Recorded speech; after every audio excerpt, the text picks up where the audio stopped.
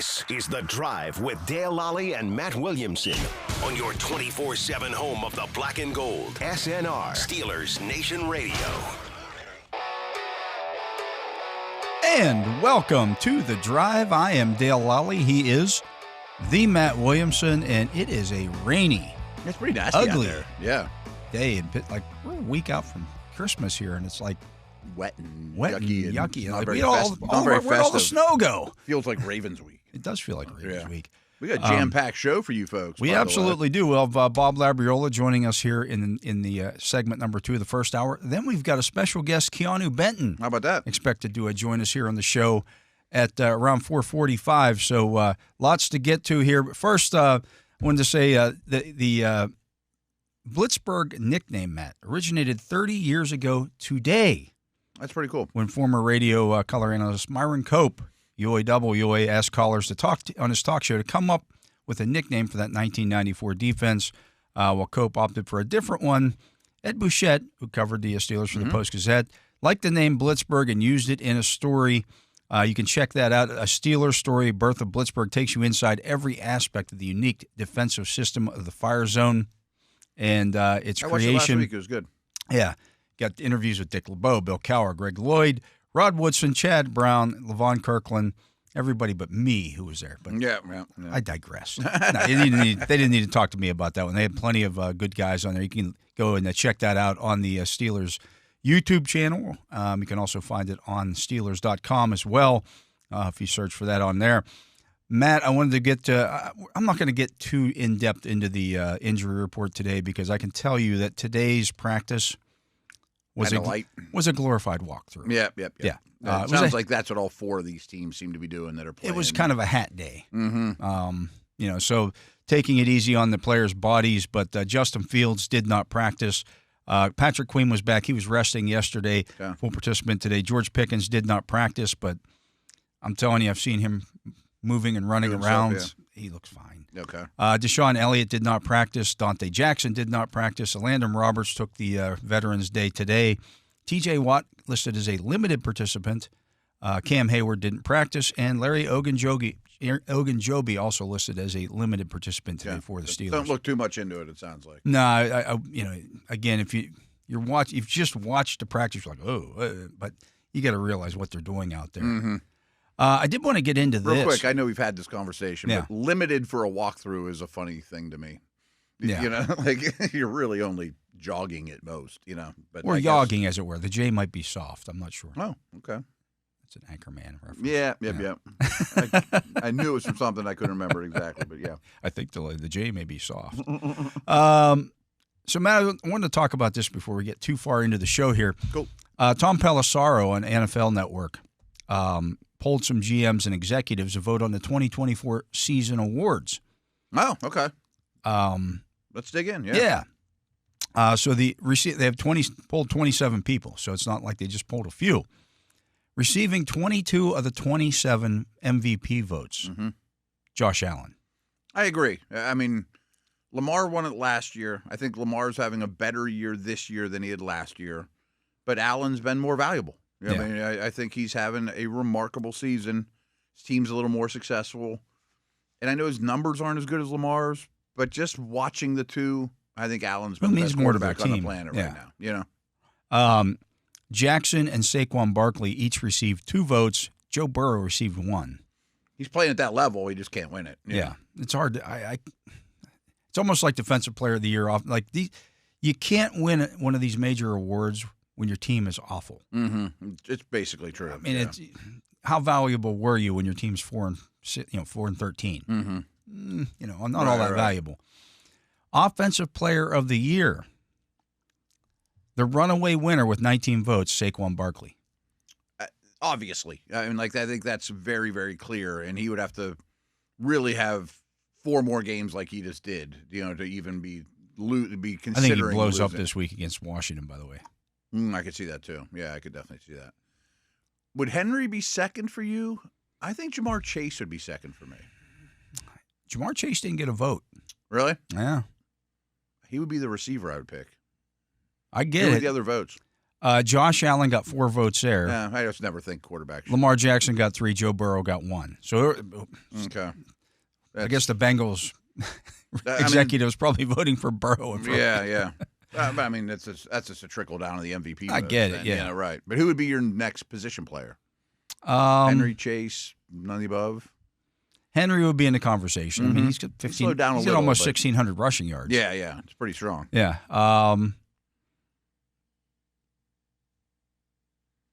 Yeah. Not a monster season. Not a monster. I mean, Brock Bowers would get some. Yeah, it's not a bad call. Consideration. Yeah. I mean, he's been everything in that Raiders offense, but. And we'll talk about Rookie of the Year, I'm sure. Yeah. But, yeah. Defensive Player of the Year. Getting the most votes. TJ Watt. Okay. That's pretty close, though. Not as close as you would think. I'm not even positive who's 2, to be honest, but I don't think anyone has a massive case for it this year. What'd they say here? Watt got 13.5 votes. So one person split their vote. Patrick Surtain was second with 3.5. He would be my second vote. So that kind of gives you an idea of I mean, he had 10 more votes than Surtain, the second place guy. Mm-hmm. Xavier McKinney and Myles Garrett received 3 votes each. And I can't vote for Myles Garrett for this award because they stink. Yeah, the team really brings it down. Surtain and McKinney I get because those are 2 good teams. Sure. They're going to playoffs. Yeah. Receiving 1 vote each. And again, we got some of the same stuff here. Jeffrey Simmons.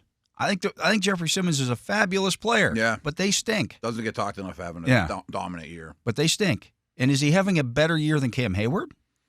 Probably not. I think Cam is probably having the best defensive tackle year of anyone, especially after Lawrence got hurt. Yeah.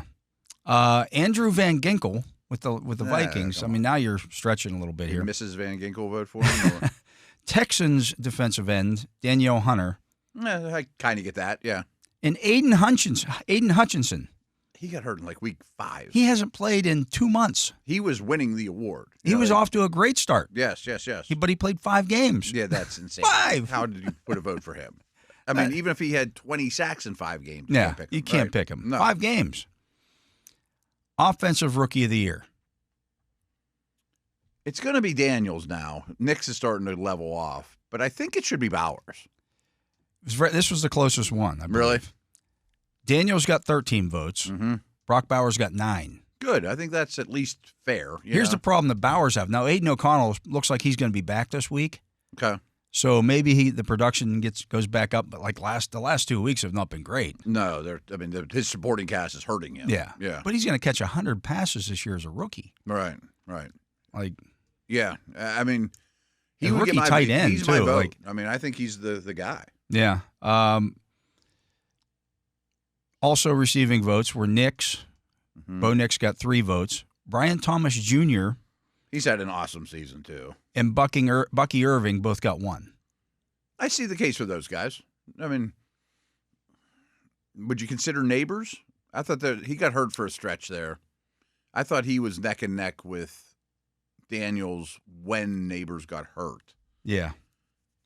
But again, rookie class. It's a much better offensive class. Offensively, there's a lot of good talent there. Mm-hmm. Brian Thomas, I'm glad he got mentioned. Yeah. He's doing it without a lot of help. I guess so is Bowers. Defensive Rookie of the Year. This would be Verse for me. He got 15 votes. Okay. Quinion Mitchell. Mitchell would be second. Yeah, Quinion Mitchell, he got 6 votes. Mm-hmm. Braden Fisk got 3 votes. I'm fine with that. Mike Sainistro. It's pretty crazy that they built a defensive line in 2 drafts in L.A. Mike Sainistro and Kalen Bullock each got 1. One executive abstained. Because nobody deserved it? I guess, or he didn't want to vote for his guy. I don't know. Yeah, maybe. I don't know. Maybe he didn't think any of these guys were worth it. And it's not a good defensive class. So much of that, though, is also how much did you get to play? Like, is Kalen Bullock having a great season? I'm shocked he's on there. I was about to ask, does he have 4 picks or something? I have no idea. I think he had a pick this past week.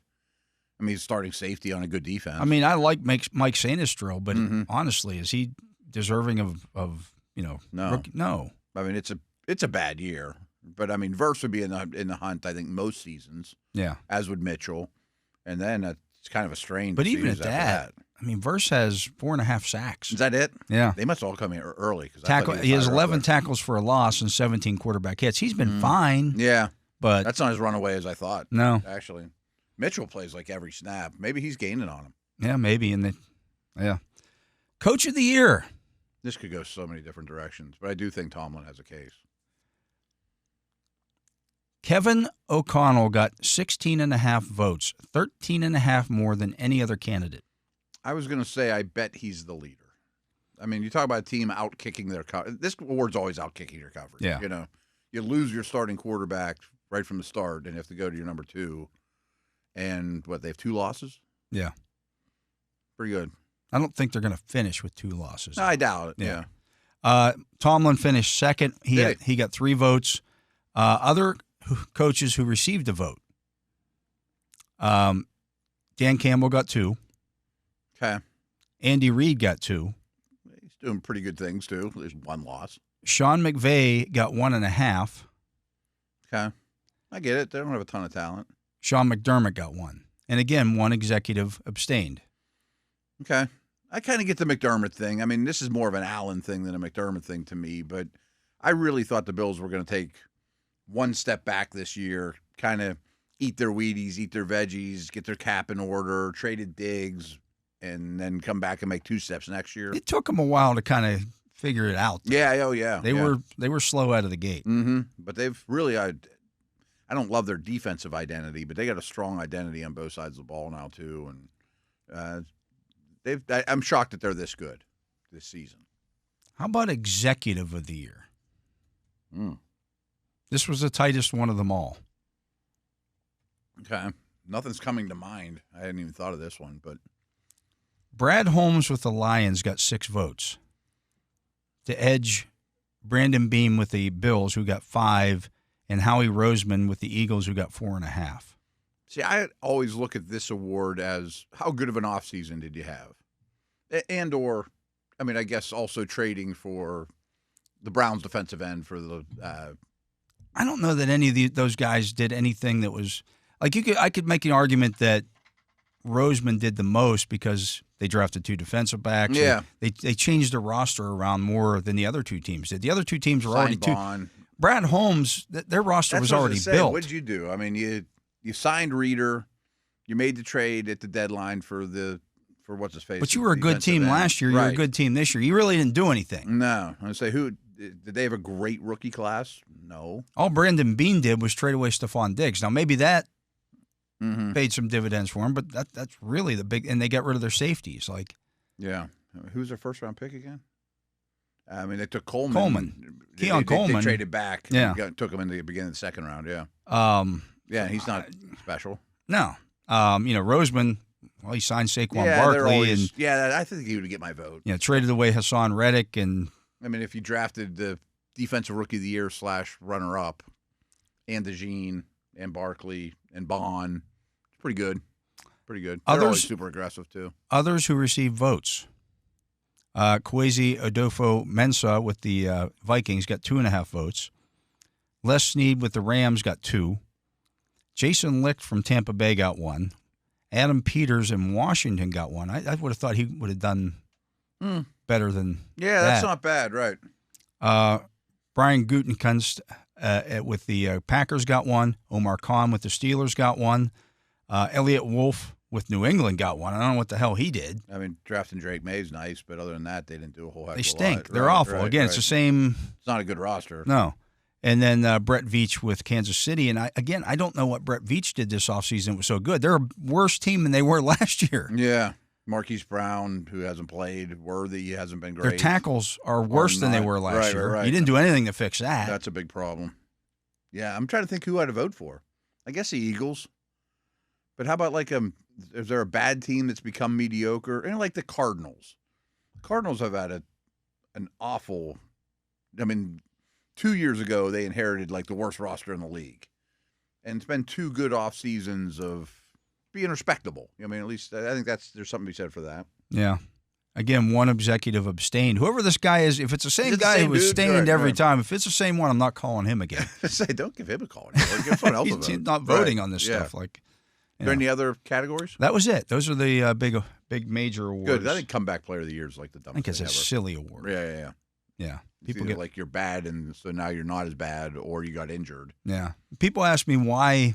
We were talking a couple weeks ago about Cam Heyward and why he couldn't be considered for comeback player of the year, because he didn't miss the entire season last year, even though he had an off season. Is there qualifications for it? There are now. Oh, they changed okay. the rules on that. But because he missed time early and then came back and played, even though he was still hurt at the time, he came back and played. So it's not. So you had a bad year, so now you're back. That's not the way the award goes. Yeah. Okay. Well, at least there's some qualifications now. It used to kind of be like it's still kind of open ended. Right. You know. I just heard this today, and I can't confirm it, but maybe you know. I guess Cam, Watt, Kuntz, Killebrew, and Boz are all the leading vote getters right now. And I know. I tweeted that out yesterday. Oh, did you? That's probably where you saw it. No, someone asked me for a different podcast okay. and said, would you vote for these guys?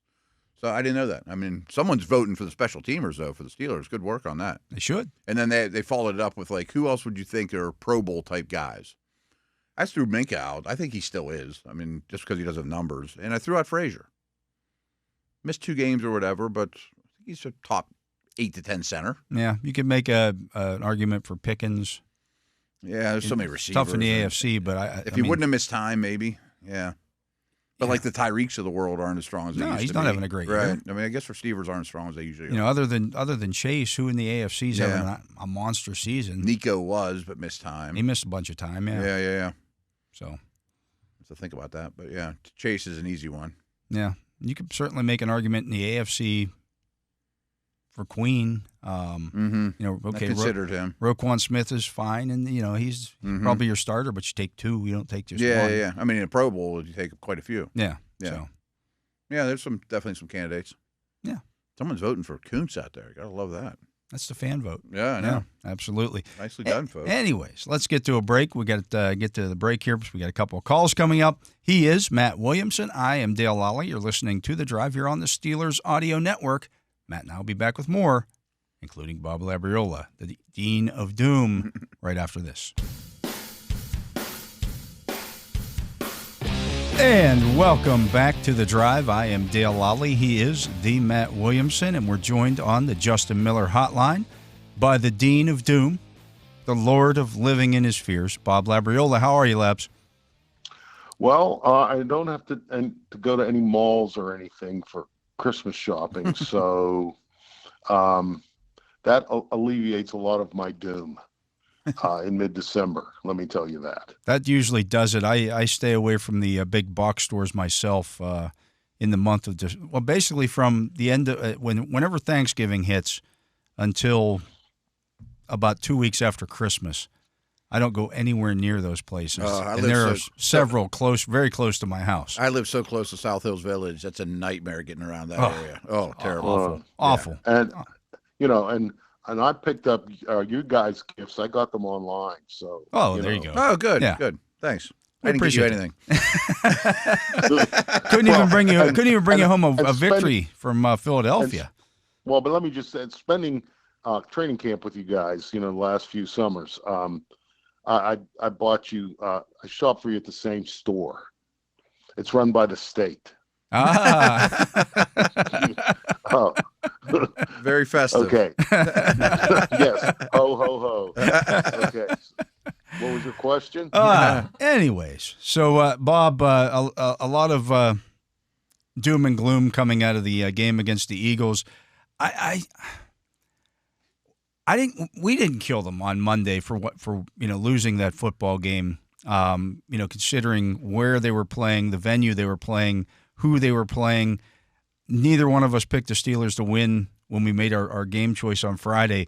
And I get that people were upset with how the game ended in terms of the Eagles running the clock out and all that stuff. But to me, that game was kind of decided in the third quarter with the fumble. At that point, the Steelers are down a touchdown, and they're at the 26, and they fumble, and that it kind of snowballed from there. Yeah, I mean, and I'll tell you, going into the game, I really thought that the Eagles were one of the two best teams in the NFL. Mm-hmm. I really did. And then you see what Buffalo did in Detroit, 197 yards rushing, 559 total net yards, 48 points that included 6 touchdowns. I'm thinking Eagles are the best team in the NFL. Their combination of, they got the leading rusher in the league. They're a very physical offense. They can play that way. They got that 1-2 punch at wide receiver. Their defense is, I mean, you can say whatever you want about it, but statistically, it's a top 5 NFL defense. And so, that's a really good team. I didn't expect the Steelers to go there to win and win without Pickens. As I say a lot of times, next man up. I mean, that's a cute saying to put on a T-shirt. Sounds great, yeah. Sure. Yeah, but sometimes you get to the point where that's just not. Your roster can't absorb the loss of certain people when you're playing really good teams, and I just didn't think the Steelers were going to have enough offense to beat the Eagles without George Pickens. You have some hope that maybe some guys will step up and some things will happen and you get lucky or however it might unfold. Yeah, you needed TJ Watt or somebody to take over the game, which he almost did and got you and kept you in the game in the first half. But at some point, your offense has to score some points. Right, and what I was thinking was, maybe special teams. Maybe you get a kick return or a punt return for a touchdown. Mm-hmm. Maybe you're blocking kicks and setting up really short fields for your offense. That was the path that I had in my head if it was going to end in a Steelers victory. And they didn't get that. And again, the Eagles are a very good team, and being able to take advantage of a team like that or expecting a team like that to kind of implode in one phase of its performance in a home game. Let's not forget that either. I think it was just a little bit much to expect. And I got to bring this up. I'm sorry. The officiating stunk. It's pretty bad. Those guys, seriously, those guys are a disgrace. Replay assist doesn't work.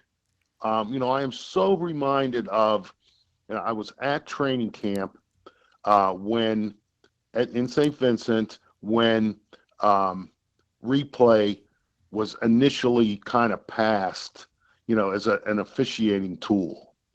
And everybody's talking to Chuck Noll about it, and you can imagine what Chuck thought of instant replay as an officiating tool.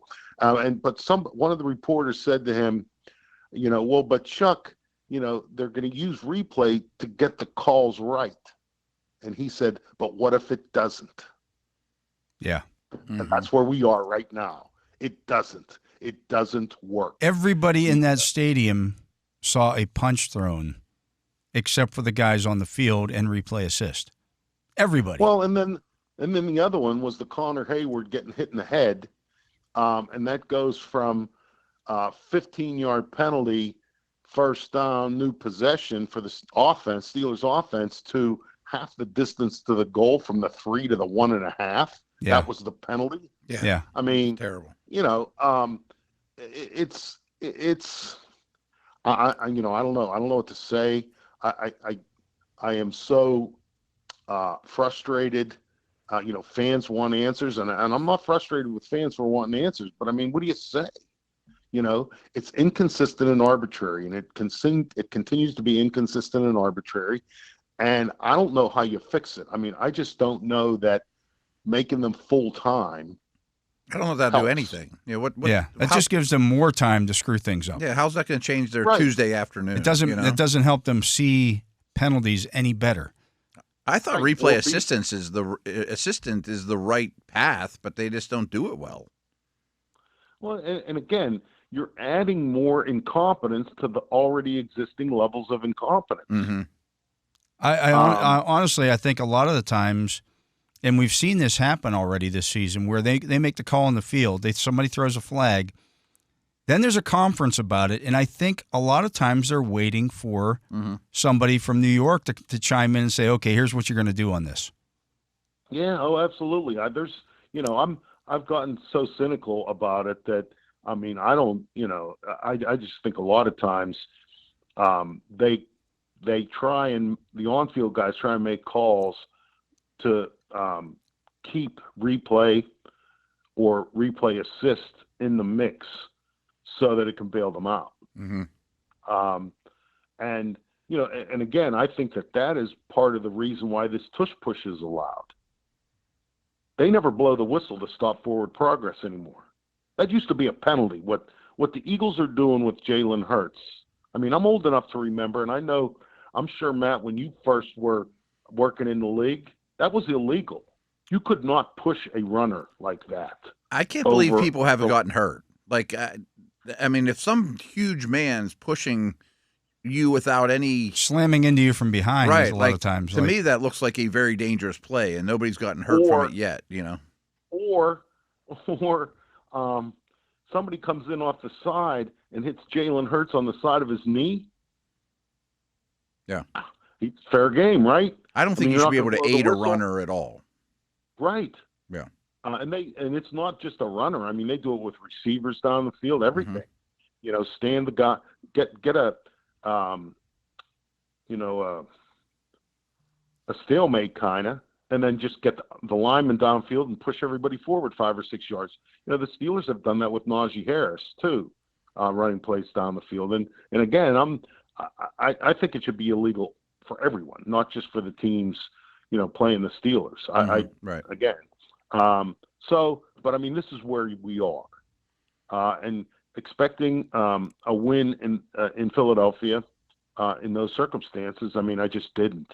And as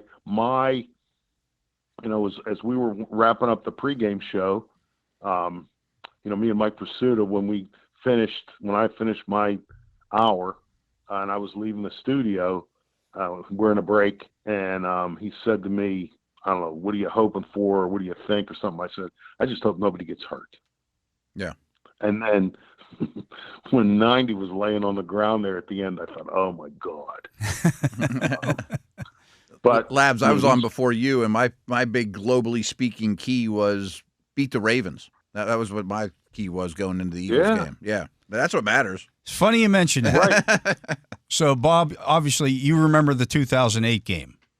Steelers had a Super Bowl team, a team that would go on to win the Super Bowl. They went to Philadelphia in Week 3 and lost 15-6, and the game wasn't that close. I think Roethlisberger was sacked like 8 times. They had 9. 9 times. There you go. 9 times. They had 195 yards passing. They had 65 yards rushing. I don't even know how they had that much. Because they couldn't operate offensively in that game. Turned the ball over 3 times. Lose that game. It was awful. They come back the next week against Baltimore and win 23-20 in overtime. Does history repeat itself this week? Well, I'm not going to make any predictions. What I will say is I think that, 6 field goals ain't going to cut it this time, fellas.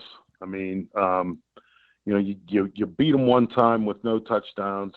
The Ravens are 30-plus points in 8 of their 14 games. Last week, Lamar threw 5 touchdown passes. I mean, I think you have to assume that the Ravens' offense is going to be more productive than it was in the first meeting at Acrisure Stadium, okay? I'm not saying the Steelers can't go to Baltimore and win. I mean, that's beating the Ravens, playing the Ravens, really the sight of the game to me of that series isn't really that significant. The Steelers have lost to the Ravens at home and gone to Baltimore and beaten them at times later in the season in very significant games. Had a lot of implications in terms of, division standings, playoff seedings, those kind of things. So, there's that. But I just think, you can't play in the first quarter on offense like the Steelers have been playing in the first quarter on offense largely over the course of this season. And I don't mean, and I'm talking about everybody. Let's start with Arthur Smith, only because he's the coordinator. He has got to go in to this game, in my opinion, with the mindset, if you're going to break tendencies, do it. Break tendencies, mix packages. If you always run on first down, throw on first down. If you always pass on first down, run on first down. You cannot allow this game, in my opinion, again, I keep wanting everybody to know that this is just me talking here. You cannot allow this game to get to be a rock fight in terms of the scoreboard. I think, if it's got to be 39-38, as it was one time, so be it. Because I just don't know that 18 points is going to be enough. I don't know that, I think you got to be in the high 20s at least. The only way you can kick 6 field goals is if you also score 2 touchdowns on top of that. Yeah. That would be good. Or three. Yeah. By the way, I misspoke. That game in Philadelphia in 2008, the Steelers had 180 yards of offense. Wow. 147 passing, 33 yards rushing. Like, it was as bad as it got. And a lot of that is because I was there. I remember. As was I. It was ugly. Yeah, a lot of that was garbage time yards too. I mean, there was never any. That was the Jim Johnson Eagles defenses where they came after you in those A-gap blitzes.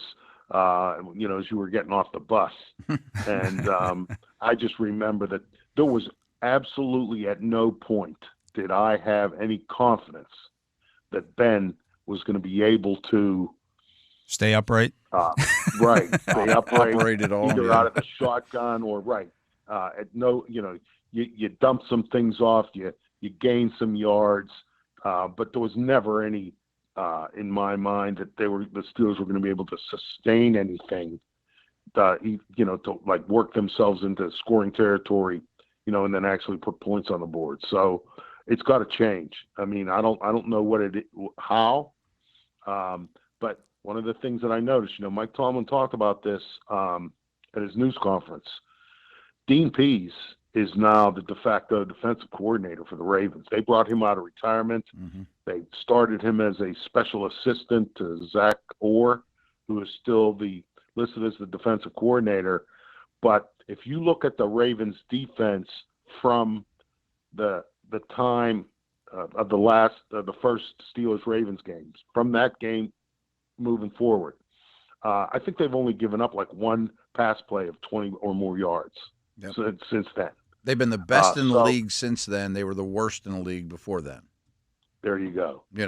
So a lot of miscommunications and a lot of problems before. Yeah. Yeah, and I think that one of the things Mike Tomlin mentioned was they seem to have settled on one position for both Kyle Hamilton and Marlon Humphrey. And those guys were, they were kind of moving chess pieces in the early part of the season, and it wasn't working for them. As you mentioned, that worse than the league. Mm-hmm.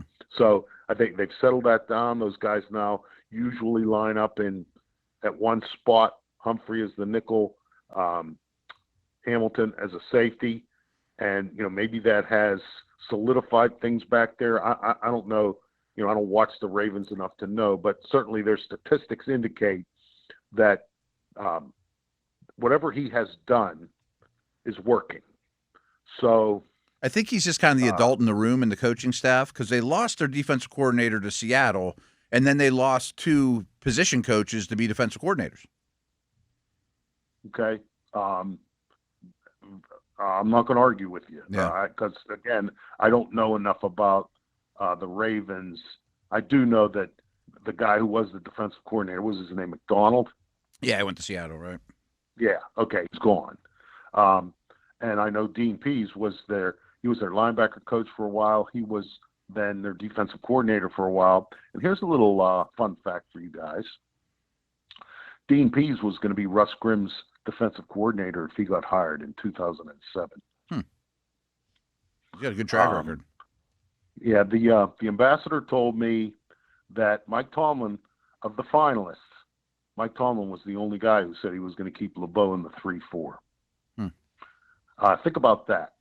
If he had said, no, I'm going to change it to the Tampa 2, and you try and take that personnel, think about that personnel in 07, and turn it into a 4-3 defense, it would have taken you 4 years to adapt. So Dean Pease knows what he's doing. And the Steelers have to figure some things out, figure out some things that are going to work.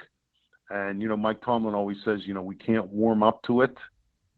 They can't warm up to it on Saturday for sure. Absolutely, yeah. Labs, we're going to let you go here. We got, one of the guys who will help the Steelers perhaps not warm up to it. We got Keanu Benton joining us here in the next segment. So appreciate your time as always, and Merry Christmas to you. I'll see you Christmas Day, but hopefully get a chance to talk to you again before that. Our guest has been Bob Labriola, editor of Steelers Digest and Steelers.com, and the Dean of Doom and Lord of Living in His Fears. He's Matt Williamson. I'm Dale Lolley. This is The Drive on the Steelers Audio Network. And welcome back. I am Dale Lolley. He is the Matt Williamson, and we're joined on the Justin Miller hotline by Steelers nose tackle Keanu Benton. Well, should we call you nose tackle, Keanu, or just defensive tackle? Just defensive tackle. That sounds. There you go. I like it. There we go. Yeah, because you're playing a lot in the nickel and dime now as well. I mean, you're getting run in all those situations. Yeah.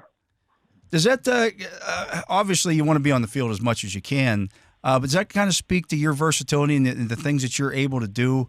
I know 2 weeks ago we sat down with Casey Hampton when he was in for the Hall of Honor stuff, and we were talking about that, and I reminded him, not that I had to remind him, but that he had a sack in the Super Bowl. And Casey would always talk about how, look, no, I can rush the passer. They just don't give me the opportunity.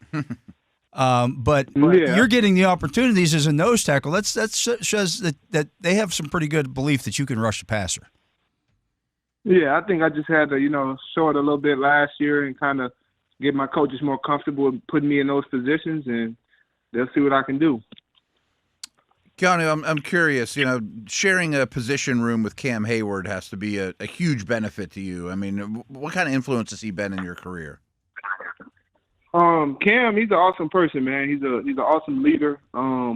He's the guy who's took me under his wing since I got here and just kind of showed me the way. And what I mean by that is like how to go about business, how to take care of my body off the field, the things that he eats, the recovery steps that he takes. It's a lot of stuff that he's taught me besides football that will help me stay in this thing a long time. Keanu, obviously this will be your fourth time around against the Ravens.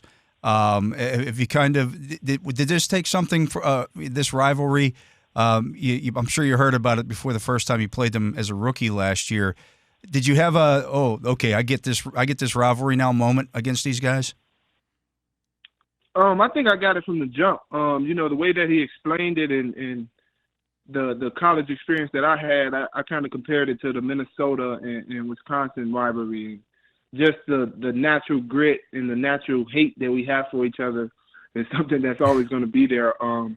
But just being in it is awesome, and I would say it's a lot different. The NFL rivalries is a lot different than the college rivalries, and I say every time we play the Ravens, it's fun, and it's going to be a dogfight. Did you play against Linderbaum a lot in college?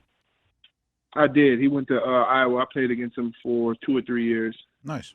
So you guys will be seeing each other. That you're like, okay, you're going to be there. We're going to be playing against each other for a long time here. Do you like that matchup? I like any matchup. I think he's a great guy. I think he has some strengths and some weaknesses with everybody else. Same with myself. But I think it gets a little repetitive when you go against the same person all the time, and they know your moves, you know theirs, and then that's when it becomes that dogfight. You know each other's moves, and now it's just who's going to beat who. You got to still stop it even though you know it's coming. So it's like kind of one of those matchups. You mentioned college. I mean, pretty strong Wisconsin Badger group here in Pittsburgh. Did it make your transition to the league a little easier too? Yeah, because I feel like it was great because I had the same vet that I had in college, Isaiah Loudermilk. So he was here, and we would kind of talk about stuff like that. And that was the first person I had a real connection with who made it to the NFL. So even when he left Wisconsin, I was still at Wisconsin. I'm calling him up, texting him, just seeing how the transition is, how the Steelers are loving on him, and just the different things. So when I came here, it wasn't too big of a surprise. And then you came with Herbig too, which had to make things a little easier too. You guys could compare notes. Yeah, that was cool too. Not being the only rookie and actually knowing somebody really, really close and being drafted is kind of crazy. What is it about the Wisconsin defenders that the Steelers seem to like? Yeah, that Watt guy's all right too. Yeah, I think it's just it was the Leonard factor. Our defensive coordinator ran the same. We had the same defense as we run here, and just the same thought process on defense, and it was a real easy transition, just different wording. Keanu, a lot of people are watching the Hard Knocks show that's on HBO. Obviously, they're filming all over the building now. And it's kind of pulled back the curtain a little bit on some of the stuff that Mike Tomlin does, including a couple of weeks ago where you had to stand up before a game and give a little speech before the game. Had you done that before, and was that kind of something that you were looking forward to? So I've done it before, yes, but that's something that you don't always want to do because that means you're the last person in the room. So I've done it before, but this time it was a little different because I feel like this is a step in my leadership and actually learning how to speak up in front of everybody and speak my mind. I feel like, but just my personality, it wasn't always that easy. Like I can have fun and speak around people, but when I get up there, I kind of forget what I'm saying. But I think it came out real, real well, and I just spoke with emotion. So we all know Lamar Jackson and Derrick Henry are tremendous football players, but they're also really unique for their respective positions. Do you have to play those guys a little bit differently than you do Joe average quarterback or running back? I mean, I would say, yeah, just the thought that, you got a running quarterback and a real great running back. I think just the pocket presence is the biggest change up, but with the run game and stopping the run, I feel like it ain't too much special about it. You just got to stay in your gaps and make those tackles and they come your way. Well, Keanu, we know you got a busy week this week. 3 games in 11 days. You got to keep your body right, so we'll let you get going and get back to doing what you got to get to do here. But good luck this weekend, and hopefully you guys can wrap up that AFC North championship. Yep, appreciate that. Thank you. That was Steelers nose tackle / defensive tackle, I should say. Keanu Benton. He's more than just a nose tackle, obviously, and very good young football player for the team. Absolutely. Still just 23 years old. Yeah, I think he's got some really bright days ahead. No question about him. Yeah, absolutely, and a good head on his shoulders, and really playing well for the Steelers this year. But he is Matt Williamson. I am Dale Lolley. We got to get to a break. That's going to do it for hour number 1 of the drive here on Steelers Audio Network. Matt and I will be back with more right after this. Good afternoon, everyone, here in Pittsburgh. It's a very unique defensive system. It's a zone area where you would blitz a guy that normally doesn't blitz, make the quarterback figure out what's going on. Rush the quarterback. I'm like, I show up on Sunday. Don't run that over here. And that system allows really good athletes to play in space and just to go have fun and get after opposing quarterbacks. It was glorious. It was a lot of fun. We got to get the ball out of there. This is a Steelers story. Birth of Blitzburg. And we are back. I am Dale Lolley. He is the Matt Williamson, and it is time for the Fantasy Football Focus here. Matt, and as we do on Wednesdays, we'll go through the injury reports and see who is in and who is out this week. Desmond Ridder with a hip was a full participant on Wednesday for the Raiders, but Aiden O'Connell with that knee was also a full participant. So it looks like O'Connell will be back in there. Okay. I mean, We mentioned it earlier. I mean, if you have Brock Bowers, I mean, that's good news. Helps. Yeah, Jacoby Myers, but Myers was limited today with an ankle injury. Yeah. But they're playing Jacksonville. Yeah, I mean, there's a chance they win that game. Yeah, that's a really bad pass defense. Somebody's got to win it. Someone's got to win it, or unless they tie. I don't think they want to win it. I don't think either one of them wants to play it. But right, they'll play it. That's a miserable game. Somebody has to win.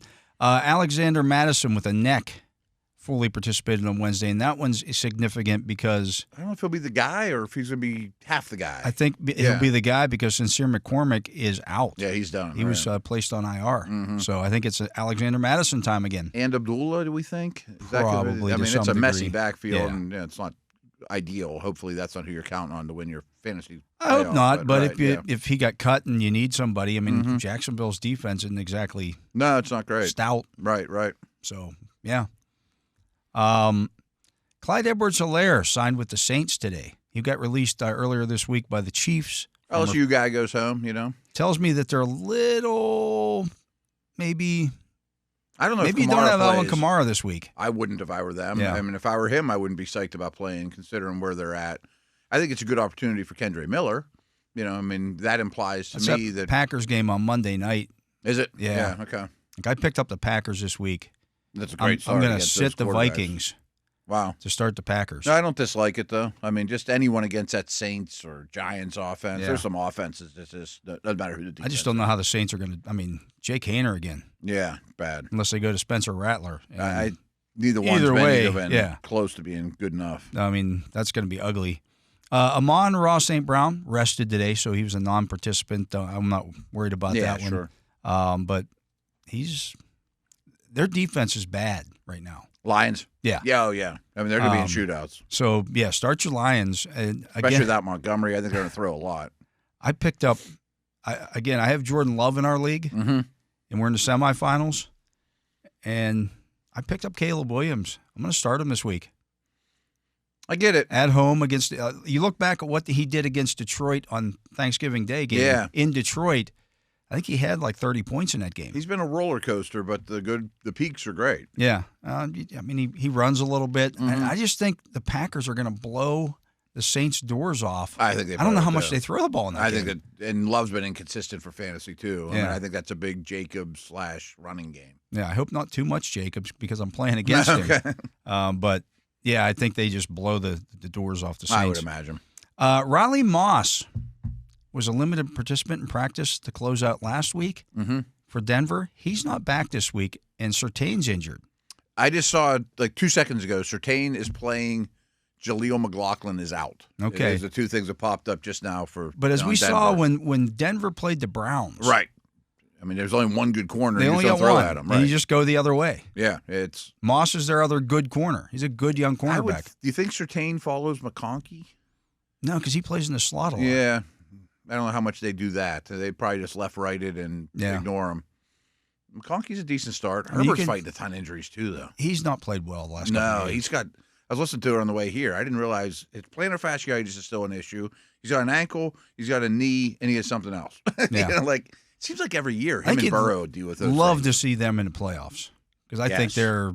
I think they're in limping big down trouble the tomorrow stretch. night. And I think they win this game though tomorrow night. They're favored by 3. I was shocked. I'm taking Denver. I don't know about that. I think Denver's D is enough to win that game. I think you can go after Riley Moss and just. That's an obvious problem. His replacement. Non-Riley Moss guys. And, Brenton Strange officially limited on Wednesday with a shoulder issue. He was peppered with targets last week. Yeah, I guess I'm chasing that if you're tight end needy. It's not too so terrible. bad, and you like just the fact that Aiden O'Connell is back for that game. The Raiders will have some kind of offense to keep the Jaguars also scoring. Yeah, I mean, it's an ugly game, but that's maybe ripe for the picking. Yeah, we joked about that being a low-scoring game yesterday. I don't know if it is. I don't know. I mean, I'm excited to start Thomas, and I would consider Strange. Yeah. I mean, he's a talented player. Again, I picked him up this week. Yeah. To start instead of Tucker Kraft. I'm just. Yeah, you're just avoiding that whole passing I'm completely fading the. I picked up the Packers defense to start them. Sure. But I'm completely fading Green Bay's passing Monday game. night game. It's greatly influencing your life at the moment. It really is. Yeah. As you mentioned, Jaleel McLaughlin ruled out, so it's Estime and Javonte Williams in this Good one. run defense. That kind of narrows it down a little bit. It. Yeah. It's definitely good for Williams. Estime had like one good game. I know, but he's going to get opportunities here because they're kind of riding the hot hand. Yeah, they do. And I don't think either team's going to run away with it. Yeah. You know, like eliminate the run game. Like, are we going to do a single game standalone with this one? That's fine. That's fine. I mean, we could. So Estime would be a guy that you might look look to at. pick from, but let's think on that. I mean, Estime will be relatively cheap. I would think. He probably gets 5 to 10 opportunities to show he can do it, and if he's the hotter hand, they may go with him. Those Charger receivers too are kind of interesting. Johnston and those guys. Palmer and yeah. Zach Ertz, concussion and rest, did not practice today. Oh, that's a bad sign. That's a bad sign. Usually he rests, but it's a concussion and rest. If he's in protocol, you got to get through protocol. You have to have a day of activity. Like I'm probably starting Strange over him. Yeah. You know, I mean, if he's not that fantasy relevant anyway, but yeah, they could be in for a long day too. Yeah, they could. Joe Mixon with an ankle injury limited on Wednesday for Houston. Short week. That's a Saturday, and then a quick flip again to all these injury stuff for these 4 teams are really interesting to me. Yeah. Especially Mahomes, of course. Yeah. Luke McCaffrey officially limited on Wednesday. Okay. So Denami Brown got like every snap with Noah Brown out. Yeah. So I'm not saying run out and pick Denami Brown, but not against the Eagle defense. No, but just be aware that he's the 2 now. You know. I can't believe that one. I think the Eagles were favored by like 3.5. I think they beat him. That might be my pick of the week. Like, yeah. Yee. I have Daniels in that league, and I'm going to start him, but Goff's on the bench, and I'm like, maybe. Will Dissly ruled out for Week 16 for the Chargers. Going back to Stone Smart? Yeah. Well, there's a question. Strange and Smart are Strange and Smart right? are 2 guys that probably aren't on a lot of rosters right now. Mm-hmm. I prefer Strange, but I think both are worth talking about. Like I'm starting those guys over in Ertz or, Absolutely. like the Njoku's. Yeah, I mean, they're only about this season. They're really only about 5 tight ends as you can really count on every week. Yeah, the Njoku's one of them, and he can't now. He's not going to play, right? And you wouldn't play him anyways. All the Browns receivers are out the door for me now. Imagine, like you get to your semifinals, Judy and these teams are making these quarterback changes. Like, I know. All of a sudden now Atlanta's finally making the change to Penix, and you're like, well, I got Drake London. What are we doing here? There's 3 of them this week. Browns, Titans, and Falcons are all making a change. At least with the Titans, you've seen it. And you know Mason and that Rudolph helps you. Yeah, it probably helps. Ridley right.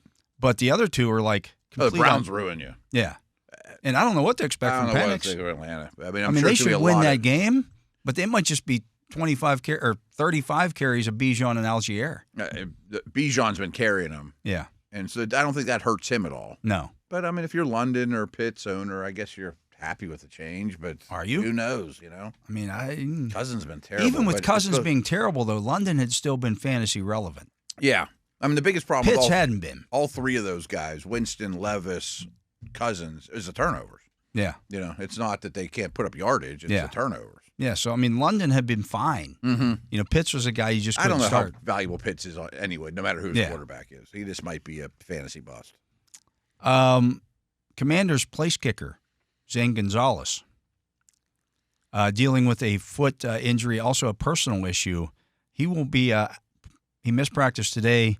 Looks like it's going to be Greg Joseph again for the Commanders, and I think I'd stay away from that altogether.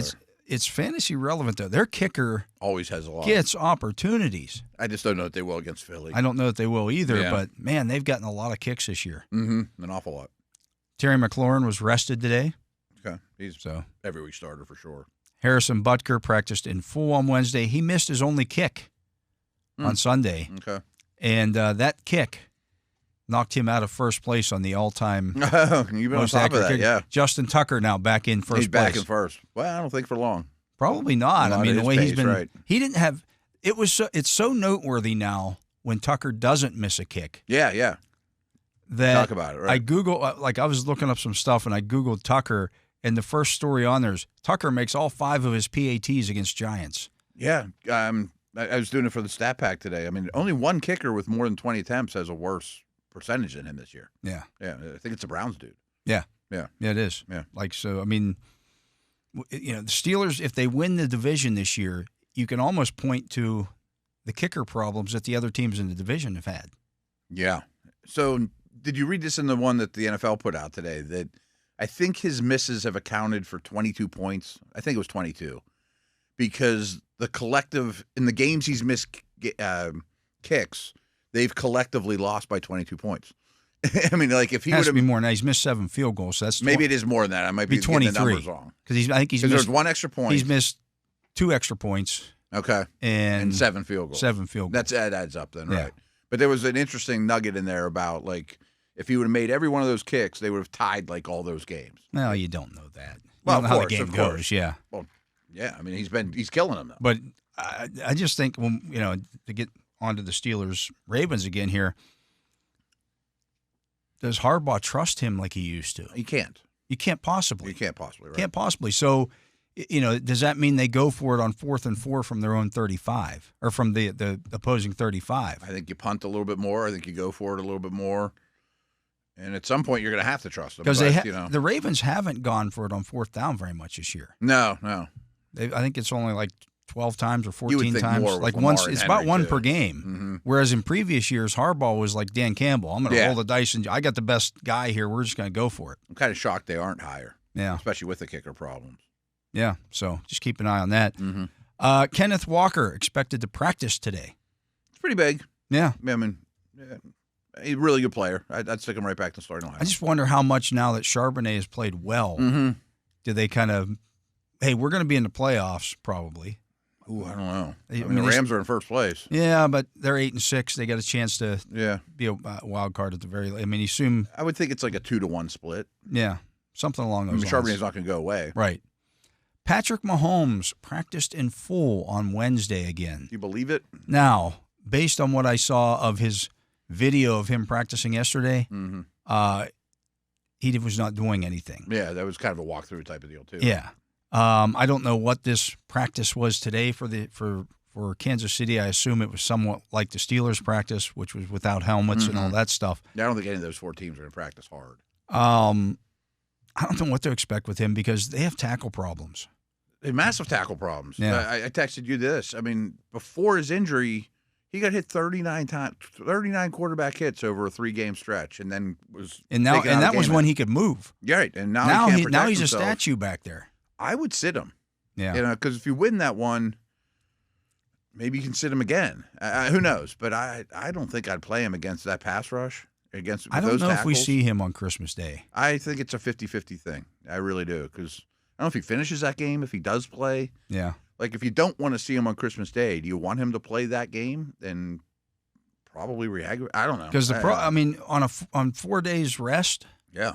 Like, if you go out there, it's going to be sore. Of course. Guilty of a shot or whatever. Even if you play on it and then 4 days later you got to play again, like that's different than 6 days rest. Yeah. Right. No doubt about it. Because he's going to get hit in that game a lot. Yeah. So they're favored by 3 or 3.5. All the jump passes and stuff that he does and the weird stuff, like all the running and all the protecting himself from. I mean, he's even before his injury, like he's visually unhappy with the protection situation right now. He should be. And he should be. He's got every right to be. But like. Vegas has them favored by 3 at home. They must think he's playing because that's not a Wentz line. No, against a good team. They're kind of hedging there. Would they be favored by 6, 5 or 6? If maybe, yeah, or a pick 'em if it's Wentz. Yeah, I don't know. I mean, I think I want Houston in that game. Yeah, Andy Reid talking a lot about how he has all the faith in the world in Carson Wentz. Can't believe nobody else has signed this guy. They're worried about are we going to lose him for next year? Like. He might look okay. I mean, I don't think anyone's going to make him the starter next year. It's not like their weapons are great. No. And the protection's bad for him, too. Yeah. T. Higgins listed as a limited participant on Wednesday with rest and a knee issue.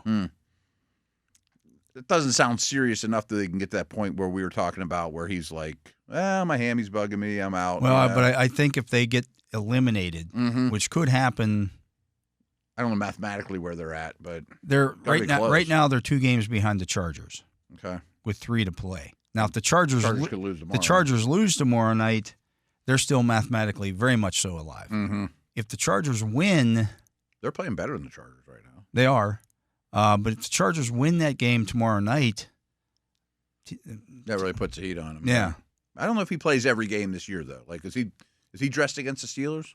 I don't think so. I bet not. Right. No, I think there's a lot of guys they could shut down. I mean, you're going to start. Burrow's got a lot of stuff going on too. Yeah, and you could just say, look, Joe, we don't want you to tear something that's going to need off-season surgery here. Right. Does he still have a broken hand too, or something? There's all kinds of issues. Yeah.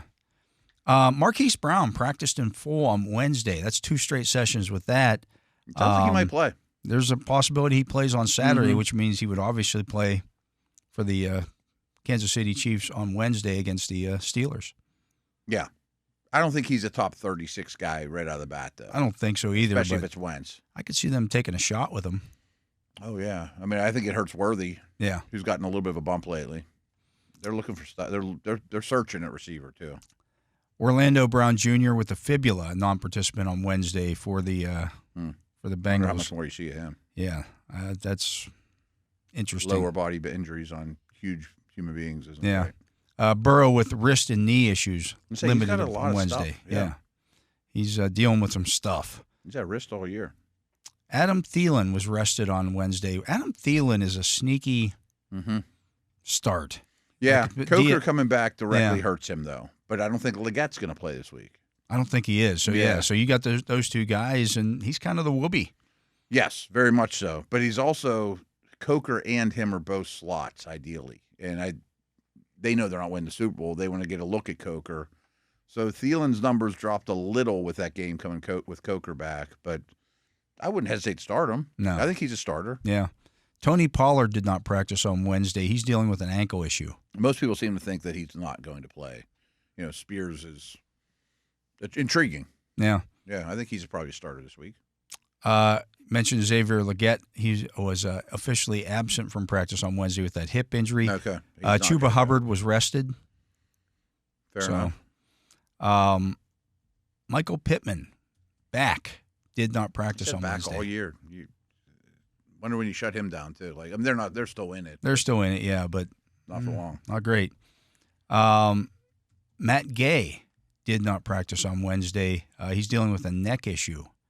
They're playing the Titans this week. Should win that game, I would think. You would think. I was going to say they could lose that game. They could. They played with a backup center, right guard, and right tackle last week. Geno Smith practicing today. Really? I thought that was a real long shot. I mean, they need him bad. How's a disaster behind that line. Yeah. Tyrone Tracy with an ankle injury limited at practice on Wednesday. Is he startable if healthy at this point? That offense is so bad. I like the player. Drew Lock's going to start for them this week. Oh, is he? Yeah. Okay, well, that's a little better. They're playing Atlanta, so it's not horrible matchup there. I mean, I think. I guess he'd be in my top 24. I mean, they got to really kind of see him more. I think he's been catching more passes of late. And, Singletary's still in the mix. Yeah, but they'd like to. I mean, Tracy's the one. Yeah, so they pepper neighbors with targets. Yeah, definitely, probably worth playing. Wan'Dale Robinson, however, limited on Wednesday, and Malik Neighbors did not, or he was limited as well. Okay. Yeah. I'm not starting Robinson. No. That's kind of it. Oh, Trent Williams still out. That's another one that you could see getting shut down pretty quick, too. And if he's shut down now, it's like has he played his last football game? Maybe. I mean, what is he, tragedy in his family. 38? Right. I mean, he held out to start the season and stuff, too, and still was good, but he wasn't the best left tackle on the planet this year, Yeah. Maybe he's done. I think, like, Zach Martin's going to hang it up probably. I mean, a couple of those type of guys could be turn the page. Isaac Guerendo with the hamstring did not practice Wednesday. So keep an eye on that one. Yeah. Josh Allen dealing with a shoulder injury, but carries no injury designation. The Bills you're talking about. He had x-rays on his shoulder following the game. Huh. So I wonder if he runs a little bit less this week. I could see that. They're playing the Patriots. I'd protect them a little more. You got a couple of running backs that more than capable, right? Yeah. Hey, Josh. He's out a little bit, right? Or just don't call designed runs for him, at least. Yeah, things of that nature. But I could see that. Yeah. I don't expect fire him up, but I don't expect him to have a monster game this weekend like he has been. Those other ones. They're not going to. I mean, they don't have to. They're not going to get into a shootout with the Patriots. Right. You don't have to get to 50. Yeah. Against those guys. So it might be like 225 to 250 and 2 touchdowns, and maybe he runs for another 25 yards. Like I don't think it's going to be one of these. Wow, Josh, he's clearly the MVP. Like, I'm not paying up for him for DFS type of thing. No. Same thing with Lamar. I'm not paying up for either one of them this week with the matchups. They're probably the top two and would not go down that road. No, absolutely not. But let's get to a break. He is the Matt Williamson. I am Dale Lolley. This is The Drive on the Steelers Audio Network. We'll be back with more right after this. And we are back. I'm Dale Lolley. He is the Matt Williamson. And Matt, just looking at this game against the Baltimore Ravens, and I've been trying to search for reasons why the Steelers have had so much success against Lamar. Yeah, it's not easy. They've never faced him twice in the same season. Okay. So that might be part of it. You only get him one time. Yeah. You can mix things up a little bit more. But the other thing, I think their four-man rush has a big part of it. I do too. T.J. Watt has sacked him 8.5 times in 5 games. That's the most he's been sacked by any player. Myles Garrett's second with 5.5, but it's taken him 11 games to get there. Wow. So he gets consistent dealing with Watt, pressure on Jackson, and so I think that gets into your head a little bit. That's like when we talk about a guy like T.J. Watt or a guy like Max Crosby just being on the field. Oh, it's massive, right? You're pressuring the quarterback. Yeah. Like 100%. because they come up to the lines. It's like playing when you played against Troy Polamalu. Mm-hmm. You'd hear guys talk about it all the time. Okay, as soon as I get up to the line of scrimmage, I look and see where's 43 What's 43 lined up. go Where's he lined at? Okay, now I got to figure out. Okay, is he going to be there when I if I take my eyes off and all of a sudden he's transported himself over to there? Mm-hmm. What's our protection scheme on Watt on this throw? Am I comfortable with it, or I better get this thing on my hands? And if you think back to the game against the Giants, it was against the Giants when they motioned. Watt had been flip-flopping sides in that game, and they had the tight end on the left side, or he started on the right side, and for some reason they put him in motion to the left side, and they left Illuminor on his own. Right. And they admitted after, we screwed that up. Late in the game, right. That was not how you want to handle that. No. But you got to be on top of your protection and moving guys around. And you got to know where that guy's at and what your protection scheme is going to be. He's going to make you pay for it. Or he's going to make you pay. Yeah. So I think that's part of it. I do. And I just don't know in terms of like they play with a fullback not as much as they used to. Mm-mm. But when he's on the field, they typically run the football. Right. I mean, he's not much of a pass blocker. No. I mean, he's not a left tackle. But they could use him to chip. Yeah. I don't think they want Likely and Andrews doing that a whole lot. No. And I think that's why he's playing less, is Likely's emerging. Yeah. They're still really low in 11 personnel. Yeah. And they're going to use Kohler to chip a little bit, I would think, to some degree. I don't. He played a fair amount from what I remember in the first meeting. I mean, he's the better blocker. I don't think they want either one of their running backs necessarily chipping Watt. No, it's not really Henry's That's move. not what Henry does. No. He's not a pass catcher anyways. He's never on the field when they're passing. And Watt would run over Hill. Yeah. Yeah, I mean, that's not much resistance. But what they didn't have to deal with in the first meeting was having Highsmith in there as well. Mm-hmm. Now, I think they trust Stanley more than they have in recent years. I mean, the ankle's finally back, and he's back to being a high-end player. But I think another thing, and we've talked about it off the air, and I think we mentioned it yesterday too, and I know you have some numbers on it, is they've been hard on Andrews. Andrews and him came in the league together basically. They've grown up together. He used to be critical of Lamar, he only throws over the middle of the field. Well, he's a lot better than that now. I mean, he's definitely the whoopee. I think that also contributes to why Lamar has not been as successful against the Steelers. So Andrews has played 10 career games against the Steelers. Mm-hmm. In those games, he has 44 catches for 478 yards and no touchdowns. No touchdowns. And last week, he became the Ravens' all-time touchdown leader. All-time touchdown leader. So if you compare that to what he's done against the Bengals and Browns, now I'm sure he's ripped them up. He's played both of those teams 3 more times. He's played the Bengals and Browns both 13 times each, 10 times against the Steelers. In 13 games against the Bengals, he has 62 catches for 724 yards and 8 touchdowns. Wow. He's a big touchdown producer, obviously. They're 10-3 in those games. Wow. In 13 games against the Browns, 55 catches for 701 yards and 10 touchdowns. Now they're only 7-6 against the Browns.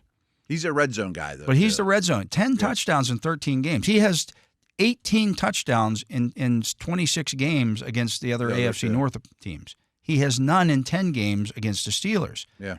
The only other team that has done that to him to that degree is Kansas City. Yeah. In 5 games against Kansas City, in which they're 1-4, Andrews has 13 catches for 108 yards and no touchdowns.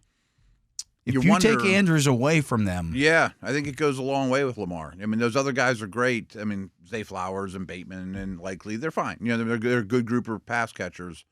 But it's still not your security blanket. It's still not your... It's your red zone guy. Your red zone guy. I mean, I wonder how many first read plays that they have created are for Andrews. You know, like, I got to double clutch and go to read number 2, and Steelers pass rush is already starting to affect you, you know? I do think that's part of it. Yeah. And the Steelers, the last time out, used Minkah Fitzpatrick on Andrews. Mm-hmm. And last week they moved Minkah a lot. Yeah. He was up on Andrews on any waiting downs, and in the red zone for sure. He was on Andrews in that game. Andrews had 2 catches on 3 targets. I'd expect for 22 yards. Especially red zone and third down. Yeah. I mean, it's probably situational. It's not going to be every snap. And this goes back to... You know, KZ can handle a deep middle too, yeah. You know? But it goes back to what you talked about, or you mentioned earlier in the week, and we've mentioned it in the past, like what you don't see when you're talking about a player, a guy especially in coverage, is how many times he's doing his job correctly and the quarterback doesn't try to throw the ball in that direction. Right. There's never a stat for that. Or, I mean, I always talk about it from a quarterback perspective is the offensive coordinator thinks it's going to be cover 2, calls his cover 2 beater, it comes open, guy doesn't throw it. Like, nothing makes people more insane. But then there's the flip side, like you mentioned, is how often does the ball not come out because Minkah's covering him or Surtain's shutting him down or whatever, you know? I mean, and there's no real quantitative way to look at those things. Andrews was targeted 3 times in that game against the Steelers, a game in which they trailed. Mm-hmm.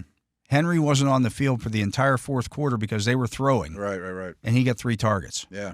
And they do a good job against them. Yeah. I would think that that's going to be a high priority. Yeah. So, you know, that when you say, well, Minkah's not having a very good year, everything has context. Mm-hmm. You know, and if he's taking Mark Andrews out of the game, you'll take that all day long. Take it all day long. long. Be a massive win on Sunday. Yeah, and even Likely, that was the game. And during that game, I'm tweeting out Likely had like a 35-yard catch or something like that. They did a little fake screen. Wide receiver bubble screen and snuck Likely down the sideline, and he had like a 35-yard catch. And I think he finished with like 4 catches for he had some yardage, 70 yards in that game. And immediately when I tweet out, something about that, Steelers still can't cover the tight ends. I'm like, jeez, because Gronkowski beat him up 5 years ago. You're stopping the main tight end. Yeah. Likely's not been over the second half of the season. Oh, Andrews is really taken over. He's been Andrews. He has 8 touchdowns this year. He had none in the first month. He has 8 in the last 9 games. Yeah.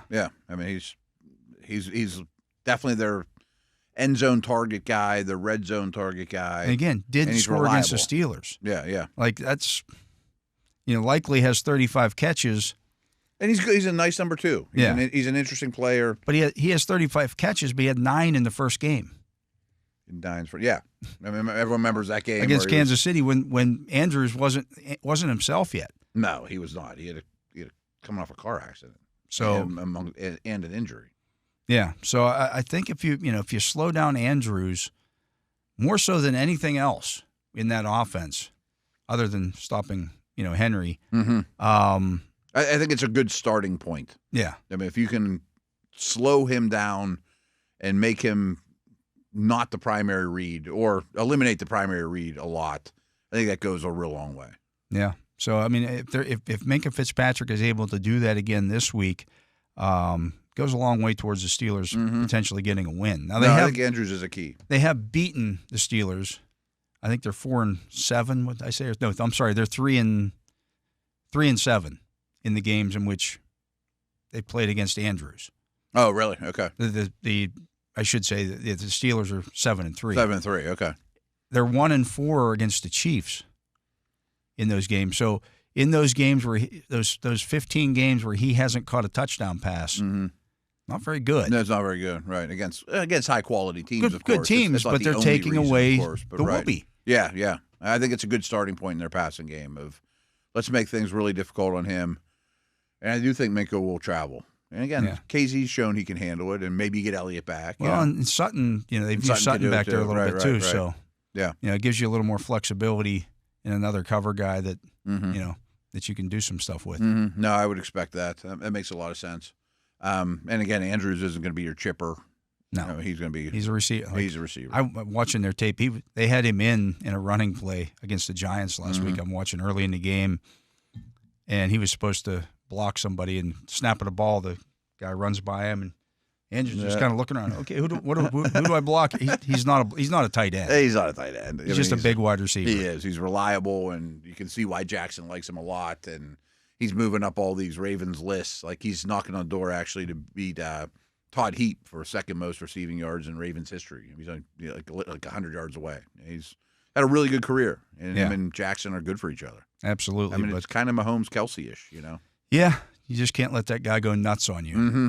Especially in the red zone. Yeah, if you do that, could be a long day. Could be a long day. But let's get to a break. When we come back, Matt, we're going to hear from Steelers quarterback Russell Wilson. Nice. He spoke to the media. That's one of the bonuses of the short work week is that usually Russ speaks on Thursdays. This week he spoke on Wednesday. So we'll hear what Russell Wilson had to say right after this on The Drive.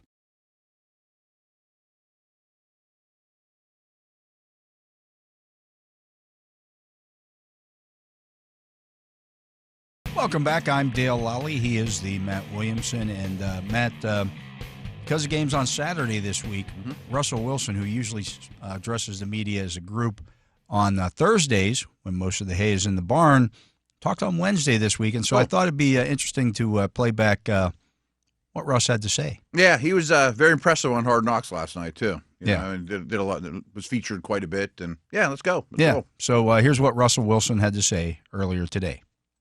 Baltimore's defense on film, how have they evolved the first They do such a great job. Obviously, they got great experience. They got guys who fly around. We have, they have a lot of tremendous playmakers. And I think you're noticing just the season evolving for them. They're just getting better as they go. I think they're doing a good job of it. Russ, what did you learn from the tape from Philadelphia that you're pushing forward for this? I think the most important thing is we got to focus on now. We don't have time to, even think about last week. I think the most important thing coming out of it though is that we got to give ourselves the best chance to win and putting ourselves when we get in good situations, go capitalize on them. It seemed like last game against the Ravens, they were in that too high shell a lot. How does that test your patience? And what's the balance of knowing when to pull the trigger in those situations? Yeah, I think you always want to be aggressive, but you also want to play smart and matriculate the ball down the field too as well if they're going to do that, and that's okay too. I think that's a big thing. We run the ball so well. I think we've done a good job of getting the ball out, and guys making plays and converting and all that throughout, first and second, third downs usually for the most part. And so I do think though that we're playing a team that's really well coached. We're going to have to play our best football too, and it's going to be a great game.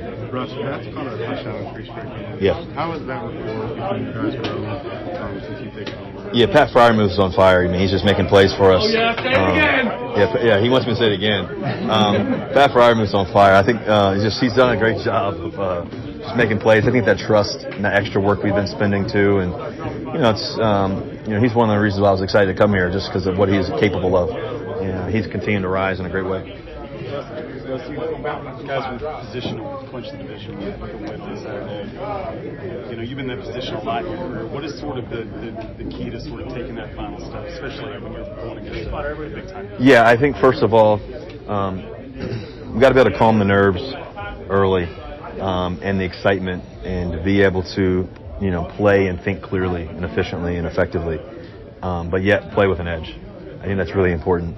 I think also too, we got to do the fundamental things. We got to make our layups. We got to hit them. We got whether it's passing or running or making our tackles or special teams or whatever it is. And then ultimately knowing that